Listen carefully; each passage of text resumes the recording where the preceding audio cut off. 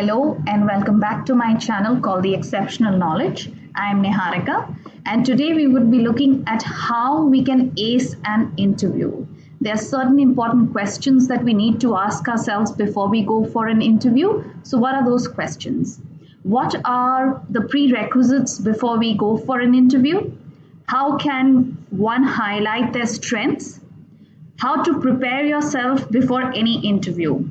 So, what is an interview? An interview is essentially a structured question answer, one on one question answer round. It could be structured, it could be unstructured.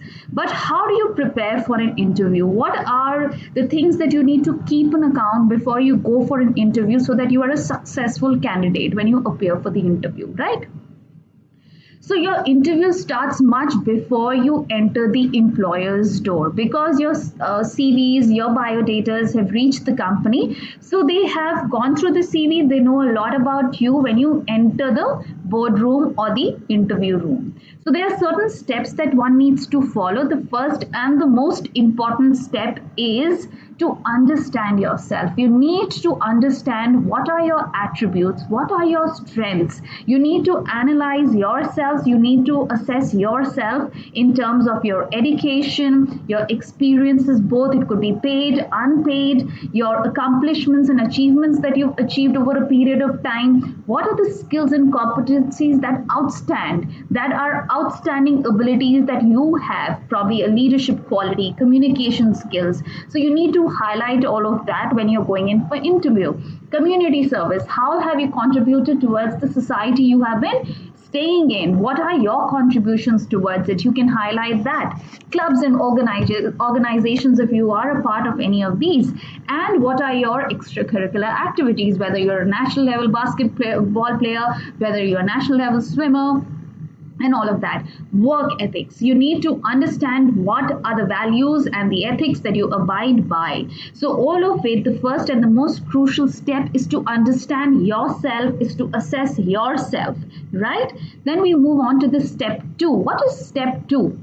You need to create a very personal profile which includes your resume, which includes all the details in terms of your career history. And you need to spin the entire history in such a way that it's a positive feedback that the people who are interviewing you get from your CV, right? You need to create a very, very powerful and competent, experienced image of yourself, right? And you should give all the credits to yourself if you've done really good work and accomplished some of the outstanding achievements, right?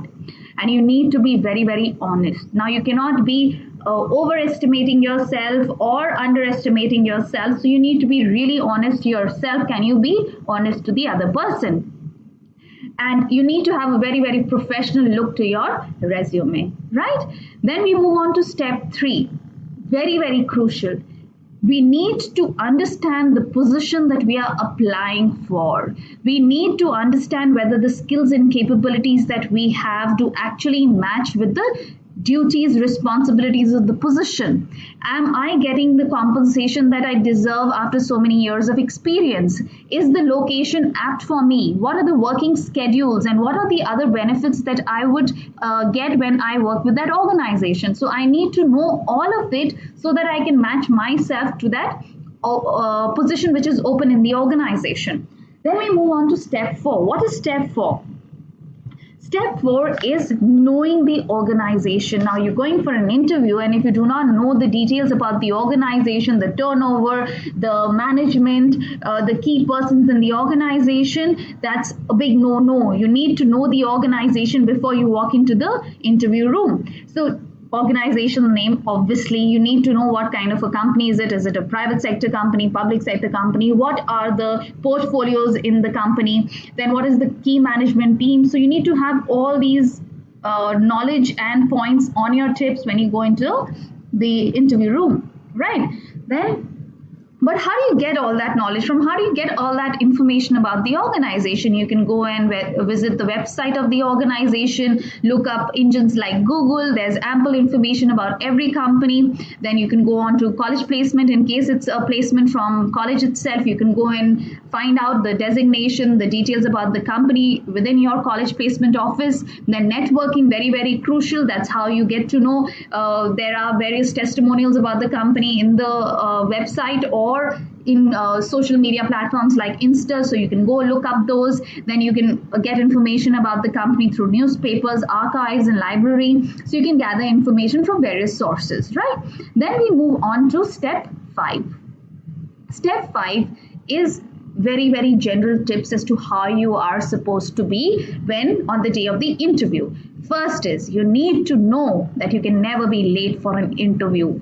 You have to be on time and much before time so that you are all cool down, you're calm before you enter the interview room. You need to be dressed in a perfect attire which is meant for an interview purpose.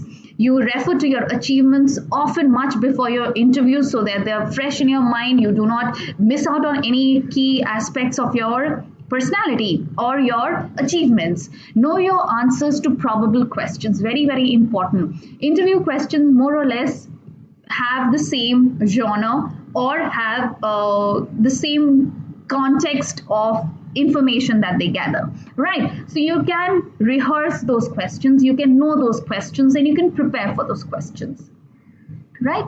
Then practice. Practice is very, very important. You need to be able to answer the questions, and that can only happen when you are practicing what you have already prepared. So practicing is the key.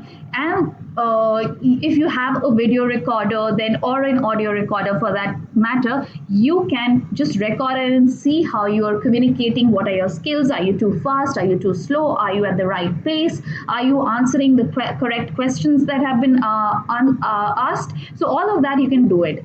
Then the image you project and how you present yourself will be the deal maker or the deal breaker. Now, there are many things that people, when somebody asks you a question, tell me about yourself.